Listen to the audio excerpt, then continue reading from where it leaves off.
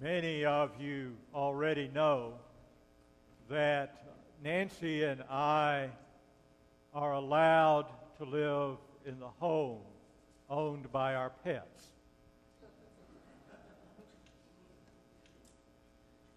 To be more honest, Nancy and I and the dog are allowed to live in the cat's house. And we're allowed to live there as long as we feed her and pet her and take care of her litter box and do those things just the right amount. And she doesn't tell us what that is ahead of time, only when we've done too much. It's great to go home, and when we go home and open the door and one or both are there to greet us. Happy to see us, welcoming us into this place, and we're always too late to feed them. And they're really quite clear about that. It's very heartwarming when I go home alone in the evenings. Oftentimes the cat meets me, sometimes the dog, and I feel welcomed to be there. But let's be honest. If you really and truly want to see the dog happy, let the person opening the door be Nancy. Oh, she will be a little happy for me. But she will be really happy when she sees her mama. Because she is totally and completely devoted to her. Devoted to me a little bit. Feed me, we'll talk. But if you want to know true devotion, just watch her in action.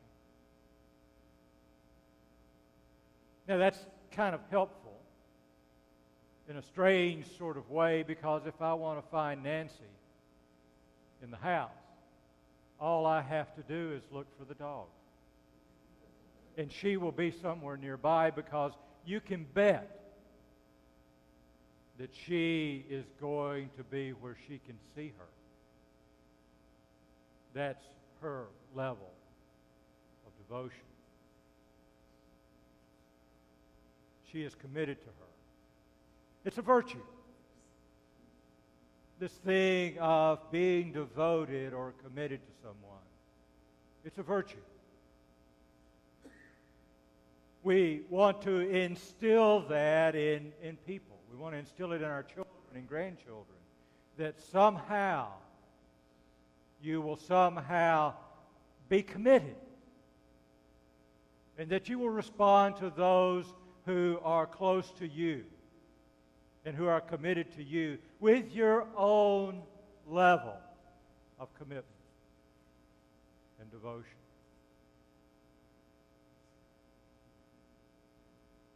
It is through these eyes that you and I see the world. How could you treat someone the way you treated them if you truly were devoted to them or committed to them? How in the world could you have behaved in this manner? It's this image, this lens through which you and I see the world, that we approach today's gospel. Now let's start out up front about this gospel. It is one of the tricky ones. And you will probably not find any two scholars of the book of Luke who will agree on what it means. Now, what that means for me is that I don't have any particular interpretation that I can follow. What it also means to me is I can make up my own. But it's a very puzzling gospel. A rich man has a business, and he's hired a manager. And someone has gone to him and said, your manager is cheating you. So what does he do? He does what he ought to do. He goes to the manager and he says, now you tell me why and what you've been doing. I'm going to fire you, but I want to know what you've done here. Why have you been disloyal to me? So the fellow doesn't respond, but instead he goes out and he goes to the debtors of this guy who has the business. And what does he do? He goes to the first one and he says, what do you owe him? He said, I owe him 100 casks of oil. He said, well, cut that in half and make it 50. And he goes to someone else, what do you owe him? I owe him so much wheat. We'll cut that by 20%. And that's all fine and good. Maybe that's a way to get back, but you and I see that as a violation of his loyalty, his commitment to this person. So we're kind of stuck in this. And then it gets even more puzzling because the fellow, when he goes back, the owner says, man, you were good. This is a good thing you did. But I want to propose that there's something they knew that we don't think about.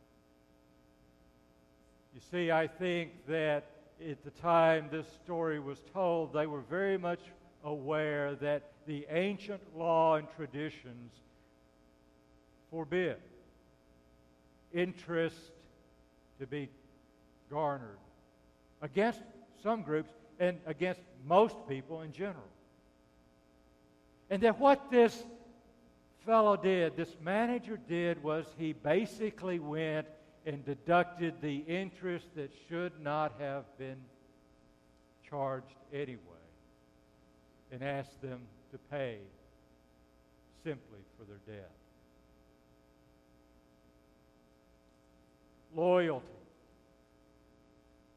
commitment is a virtue. But so too is integrity. What this fellow did was to live out his understanding with integrity. There was congruence between what he thought and believed and knew and how he lived his life.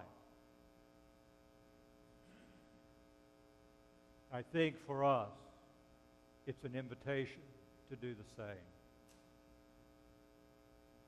A few months ago, someone made the comment to me, I think we take this being Christian too far. I think we take this thing of following Jesus and being the church too far. I think it's all about what we believe.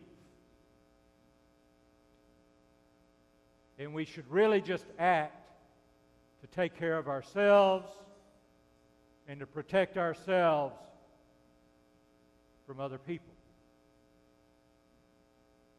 When Jesus said to love others as you love yourself, he simply meant that for the church.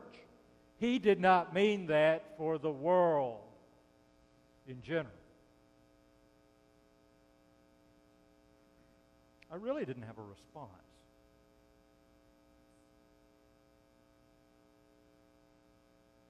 I couldn't believe I was hearing it. It had been a while since I'd heard anything quite like that. I've heard it before. I just simply began to think about and remember the stories that Jesus told about people who weren't Jewish, but who seemed to be, in his eyes, people who did what was right. they lived their lives with integrity. And I began to remember how, yes, Jesus talked with the disciples about how they should treat each other, but he also talked with them about how they should treat the world.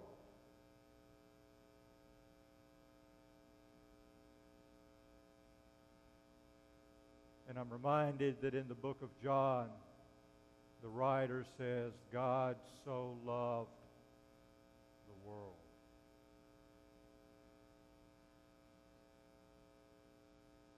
You see, you and I, as faithful people, are called to live a life of integrity. Loyalty and integrity.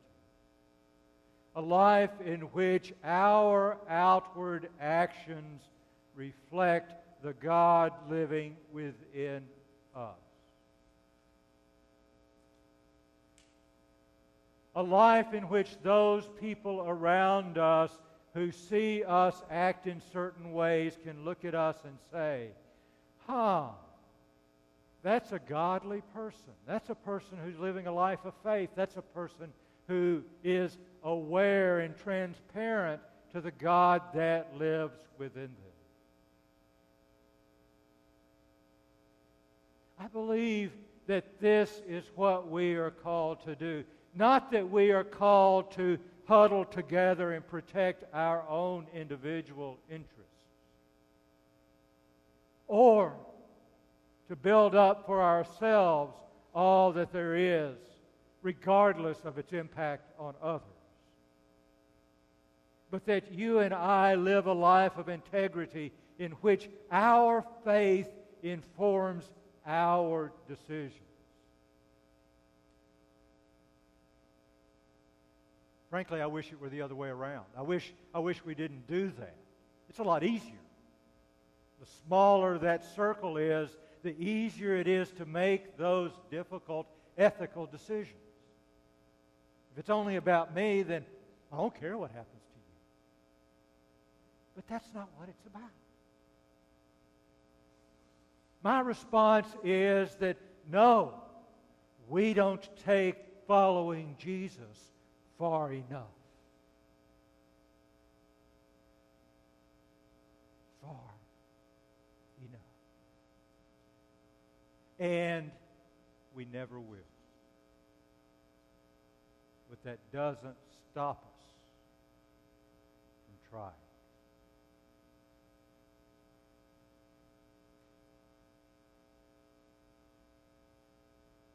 If you want to know true loyalty, look at your dog.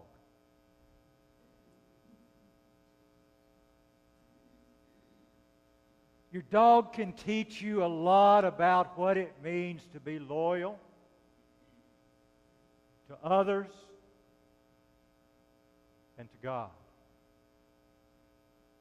And as you become aware of it, and know the God that lives and breathes and blesses you,